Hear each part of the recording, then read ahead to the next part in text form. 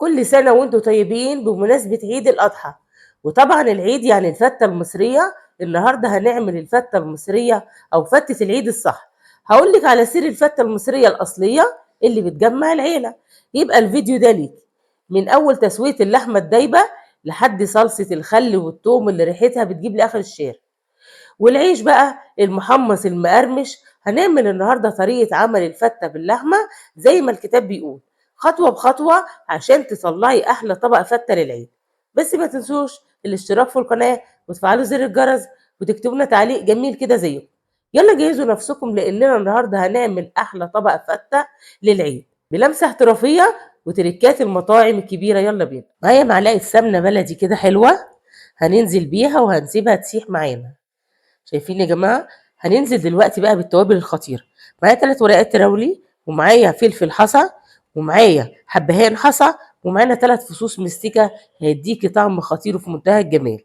هننزل بقى بالتوابل دي ونبتدي نشوح فيها لحد ما الريحة تطلع وتطلعي أحلى شوربة. ودي خطوة مهمة يا جماعة. معايا لحمة دلوقتي ضاني على كندوز، تقدري تعمليها ضاني خالص، تقدري تعمليها كندوز زي ما انت عاوزة. مسكتها بقى غسلتها شطفة بسيطة كده اهوت، عارفين ان هي ما بتتغسلش، بس شطفة خفيفة كده.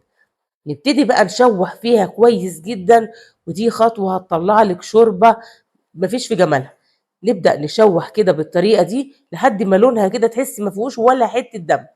شايفين اللون الاحمر ده؟ مش عاوزاه يختفي خالص. تبدأي تشوحي بالطريقة دي من تحت لفوق. طبعا اللحمة هتتشوح بالتوابل الصحيحة دي اللي هتدينا مذاق خطير. قلبي بالطريقة دي. شايفين لونها يا جماعة؟ ابتدى معانا دلوقتي مبقاش فيه أي قطع حمراء خالص، واتشوحت كويس جدا. ده دليل إنِّك هتطلّعي أحلى شوربة. شايفين يا جماعة؟ خطيرة. كل سنة وأنتم طيبين. عيد الأضحى ما ينفعش من غير اللحمة. يالّا بينا دلوقتي هننزل بقى بالجرنيه دوّة الخطير. معايا بصلتين مقطّعينهم كده على 4، ومعانا جزرة كده مقطّعينها، وأنا بصراحة حطّيت عصير طماطم. هانزل كده بمعلقة كده حلوة، ونبتدي دلوقتي برضه نشوّح تشويحتين كده خفيفة. شايفين الجمال والعظمة والألوان؟ حاجة جميلة وتفتح النِّفس. يالّا بينا دلوقتي هننزل بالمَيّة، ولازم تكون المَيّة مغلية يا جماعة. ننزل بيها بالطريقة دي، غطّي بقى اللحمة كده بالمَيّة المغلية. شايفين الجمال والعظمة دي؟ قلّبي تقليبة كده أهوّة، ونبتدي دلوقتي بعد ما قلّبناها. شايفين شكل الشوربة خطير. هنبتدي دلوقتي هنغطّيها وهنسيبها يا جماعة لحد ما تستوي، وارجع لكم تاني بعد السوا. شايفين شكل الشوربة عاملة إزاي؟ طبعًا دي خطوة مهمة، طبعًا عشان لمّا شوّحنا اللحمة كويس ما فيش أي ريمة خالص، والشوربة طالعة شايفين شفافة وخطيرة، وريحتها يا جماعة جايبة لآخر الشارع. ودي خطوة مهمة. شايفين شكل الشوربة؟ خطير يا جماعة. يالّا بينا دلوقتي هنسيبها تكمّل سواها وهنغطّيها، ودي خطوة مهمة. شايفين؟ بسم الله ما شاء الله. هننزل بقى بالملح. طبعًا إحنا عارفين إن اللحمة في الأول ما بيتحطّلهاش الملح. بعد كده وهي داخلة على سِوَى خلاص هتستوي، تبدئي تحطّي الملح. نزلتِ بقى على الشوربة بالملح وهنغطّيها ونسيبها بقى تكمّل سواها ونرجع لكم تاني. بعد ما سِبنا اللحمة تستوي كده، يالّا بينا مع بعض نعمل أحلى صلصة. هانزل بمعلقة سمنة بلدي، وهانزل عليهم دلوقتي بنُص راس توم مفرومة. ويا جماعة التوم ده أنا فارماه وحاطاه في الفريزر، لو عايزين طريقته قولوا لي. هنبتدي نشوّح كده لحد ما التوم كده يبتدي ياخد معانا ريحة ويطلّع الريحة الخطيرة دي. شايفين يا جماعة شكله عامل إزاي؟ وهتعملي أحلى صلصة، بس امشي على الخطوات. طبعًا التومة ما بنسوّيهاش جامد، ما بنخلّيهاش تتحمّر، يا دوبك تتشوّح كده وتاخد لون بسيط بالطريقة اللي أنتم شايفينها دي. شوّحي فيها كده أهوّة، جميلة وخطيرة. يالّا بينا دلوقتي ننزل بالتوابل. معايا 3، 4 ورقات لوري، ومعانا معلقة كبيرة كزبرة ناشفة، ومعايا معلقة ملح صغيرة، نُص معلقة فلفل أسود، ومعلقة كمون صغير. ونقلّب بقى كده لحد ما الريحة تطلع والتوابل دي تتحمّص مع معلقة السمنة. ودي خطوة مهمة. بعد ما شوّحنا التومة والتوابل كده، معانا دلوقتي معلقتين صلصة طماطم، وهتفرق معانا جدًا في الطعم وفي اللون. نبتدي نشوّحها بالطريقة دي لحد ما تتحمّص معانا. ودي خطوة مهمة يا جماعة. شايفين يا جماعة؟ خطيرة والريحة مالية البيت. شوّحناها كده. يالّا بينا دلوقتي. معايا عصير طماطم. أنا باحب أضرب الطماطم كويس وأصفّيها. لو مش عاوزة تصفّيها دي خطوة اختيارية ليكِ، ما فيش أي مشكلة خالص. نقلّب بقى كده الجمال والعظمة دي. ومعانا دلوقتي معلقة السكر اللي هتدّينا طعم في منتهى الجمال، ومعايا معلقتين خل نزلنا بيهم. ونبتدي كده نقلّب الجمال والعظمة دي. حطّي بقى ربع كوباية مَيّة كده، حاولي تخلّي الصلصة دي تقيلة شوية. قلبيها بالطريقة دي جميلة وخطيرة وفي منتهى الروعة. يلا اعملي أحلى صلصة للفتة في البيت بمكونات بسيطة جدا وفي منتهى الروعة. غطيها بقى دلوقتي ونسيبها لحد ما تتسبك، وبعد ما تتسبك شوفوا الجمال والعظمة دي. شايفين يا جماعة؟ متوسطة، لا تقيلة ولا خفيفة، حاجة جميلة وتطر على القلب كده. واعملي أحلى طبق فتة. يلا بينا مع بعض نعمل الدقة. نزلت بمعلقة سمنة بلدي كده، ونزلت عليها دلوقتي بأربع خمس فصوص توم مفروم. ودي خطوة مهمة إن احنا نشوحه بالطريقة دي. هنشوح التوم كويس جدا. والخطوة دي يا جماعة، الدقة دي اللي هنعمل بيها كل الفتة، مهمة جدا. نشوح كده لحد ما ريحتها تطلع، ودي الوحيدة اللي بتاخد لون بسيط خالص. يعني نشوحه لحد ما تاخد لون بسيط خالص ذهبي كده. تفضلي تشوحي فيها بالطريقة دي. الريحة خطيرة يا جماعة، عشان دي التشويحة دي هتخلي لك طعم الفتة خطير. نزلت بقى بمعلقة كبيرة كزبرة ناشفة، ونبتدي نشوح مع بعض كده. الريحة يا جمال ويا جمال. شوحي كده بالطريقة دي، وحاجة خطيرة وجميلة وفي منتهى الجمال. الكزبرة الناشفة يا جماعة دي سحر، بتخلي طعم الأكل في منتهى الروعة. أنا بحطها على كل أنواع الأكل بصراحة. كل أنواع الأكل باحط معلقة الكزبرة دي، بتفرق جدًا في الطعم. جربي كده أمّا تعملي أي طاجن أي حاجة، تحطي معلقة الكزبرة الناشفة، هتفرق معاكِ جدًا في الطعم.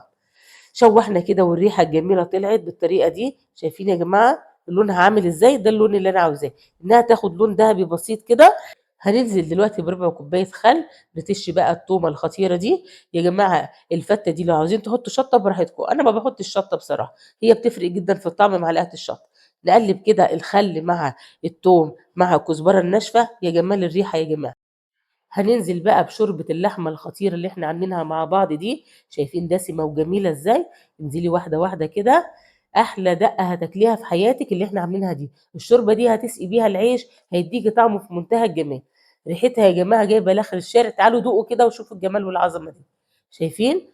أنا هاسيبها دلوقتي هتغلي معايا غلوتين، وهانزّلها من على البوتاجاز. غطّيها بقى بالطريقة دي. شايفين بعد ما غليت؟ شايفين شكلها عامل إزاي؟ شايفين لون الدهبي الكهرمان ده؟ حاجة جميلة وفي منتهى الروعة. يالّا بينا مع بعض نعمل رز الفتة الخطير الأبيض.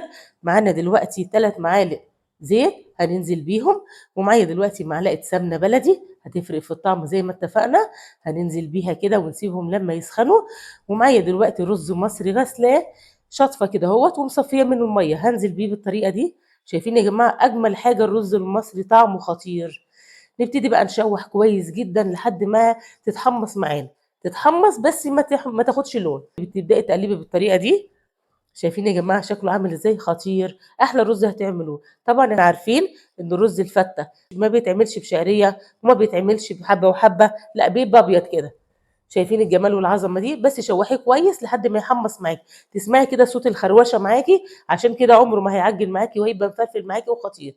شوّحي كده بالطريقة دي. نزلنا بقى دلوقتي بكوبايتين مَيّة كده أو حسب كمية الرز اللي أنتِ عاملاها. وهنحط دلوقتي سر بقى هيدّينا طعم خطير. نزلنا دلوقتي بشوية ملح وفلفل الأول طبعًا عشان حاطين مَيّة. ومعانا دلوقتي شوربة بقى من اللي إحنا عاملينها الدقة خطيرة وهتفرق في طعم الرز. قلّبيها كده.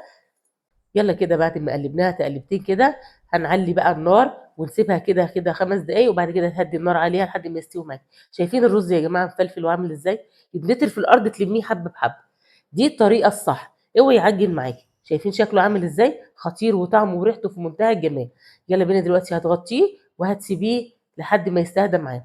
هنجيب العيش المحمّص الخطير دوّة، ولو ما عندكوش عيش محمّص تقدري تجيبي العيش العادي وتبدئي تحطيه في الفرن. وتخلّي بالِك منه هيتحمّص ويبقى زي ده بالضبط. شايفين يا جماعة بيتكسّر معانا بمنتهى السهولة إزاي؟ أحلى فتّة هتاكليها وبس امشي على الخطوات زي ما عملناها بالضبط.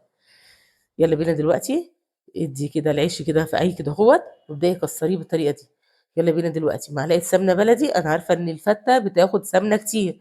معلقة سمنة بلدي كده ونبتدي ننزل بالعيش واحدة، واحدة كدهوّة وهتحمّصيه هتدوقي أحلى فتّة. ودي خطوة مهمة لمّا تحمّصي العيش يا جماعة.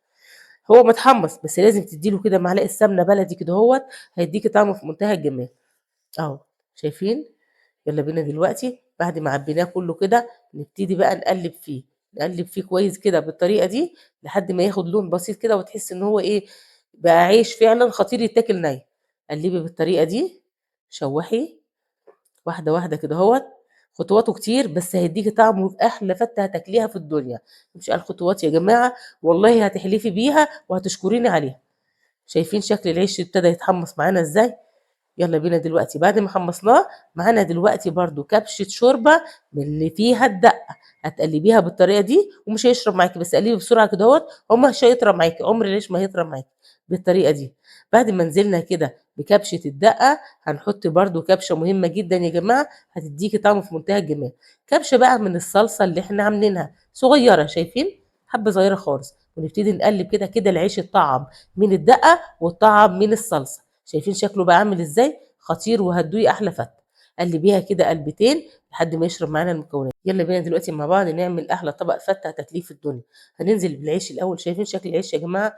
متطعم بقى كده وطعمه في منتهى الجمال. يلا بنبتدي ننزل بالعيش كده الاول على الجوانب كده وابدأي وزعيه.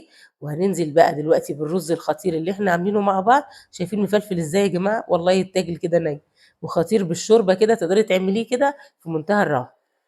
ابدأي رصي كده احلى طبق فته هتاكليه في الدنيا. قولي لي في التعليقات ايه رايك فيه، واكتبي لي تعليق جميل كده زيه. ننزل بقى كده بالرز الكميه الحلوه دي، شايفين شكله عامل ازاي؟ والعيش المحمص كده باين حاجه روعه في منتهى الجمال.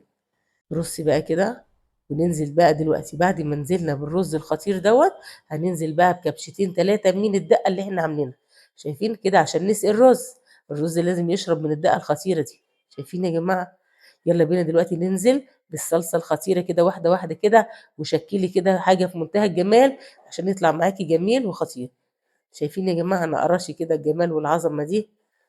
يا جماله! شايفين يا جماعه شكله لوحده كده يتاكل والله من غير اي لحمه خالص. يلا بينا دلوقتي ننزل بقى نرص بقى مع بعض كده على اطراف الطاجن قطع اللحمه الخطيره اللي احنا عاملينها، واحده واحده كده وننزليها. شايفين لونها فاتح ازاي؟ عشان التسويه صح. رصي بقى كده بالطريقه دي وقدميه لاولادك في العيد، وكل سنه وانتم طيبين. العيد ما بينفعش من غير اللحمه الخطيره دي. رصي بقى كده، كلنا يا جماعه بنحب طبق الفته، اعمليه بالطريقه الصح عشان يطلع معاكي في منتهى الجمال. رصي بقى الكميه كده اللي انت عايزاها. شايفين شكل الطبق عامل ازاي؟ خطير يا جماعة، وكل سنة وانتم طيبين، وربنا يعود عليكم الأيام بخير. انزلي بقى كده على اللحمة بكبشة صلصة كده طعميها حاجة في منتهى الجمال. لو عاوزة تحمري اللحمة مفيش أي مشكلة خالص. شايفين يا جماعة طبق الفتة ده؟ هو ده فرحة العيد، طبق الفتة باللحمة ده. تاكلي بيه كده، تتغدي بيه أو تفطري بيه، حاجة في منتهى الجمال. وبكده نكون عملنا أصول الفتة المصرية بكل تفاصيلها، الطبق اللي بيكمل فرحة العيد. جربوا الوصفة دي وقولوا لي في التعليقات ايه هي التركة الخاصة بيكم اللي بتضيفوها على الفتة. ولو عجبكم الفيديو ما تنسوش بقى الاشتراك في القناة وتفعلوا زر الجرس، وتكتبوا لنا تعليق جميل كده زيكم عشان يوصل لكم كل جديد من وصفاتنا المميزة. وكل سنة وانتم طيبين وبالهنا والشفا. اشوفكم على خير الفيديو الجاي.